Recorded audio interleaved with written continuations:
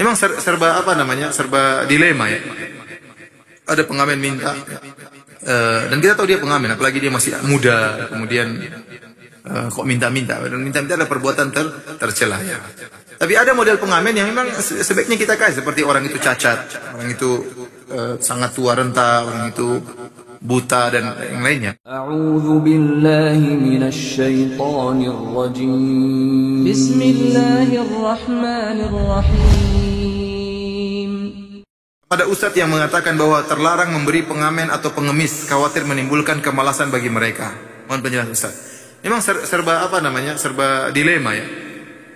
Ada pengamen minta, dan kita tahu dia pengamen, apalagi dia masih muda, kemudian kok minta-minta, dan minta-minta adalah perbuatan tercela ya.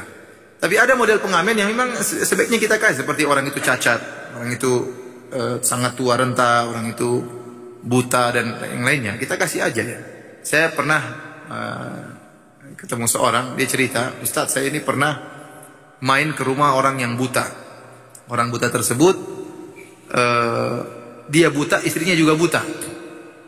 Tapi ada orang yang ngajak dia ngamen di pinggir jalan, nanti bagi hasil. Kalau nggak salah 50%. Alhamdulillah dengan ngamen tersebut, ya orang ini juga kan kerja, dia nganterin dia minta di jalanan. Akhirnya dia punya rumah, mungkin di kontrakannya ada kulkasnya, ada televisinya, dan dia punya anak, dan anaknya tidak buta. Jadi bapak ibunya buta dan anaknya tidak buta. Nah kalau kita bilang jangan kasih, terus siapa yang melihara mereka ini? Siapa yang melihara mereka? Ya, benar bahwasanya fakir miskin dan orang terlantar dipelihara oleh negara, tapi ternyata negara kita belum begitu mampu. Ya, masih banyak utangnya qadarullah ya. Yang belum mampu untuk bisa menangani seluruh orang-orang yang miskin. Beda kalau di Arab Saudi, mungkin kita tidak perlu kasih. Bahkan dianjurkan dulu tidak dikasih, orang datang minta di masjid. Karena kalau benar-benar dia susah, pasti ada yang menyantuninya.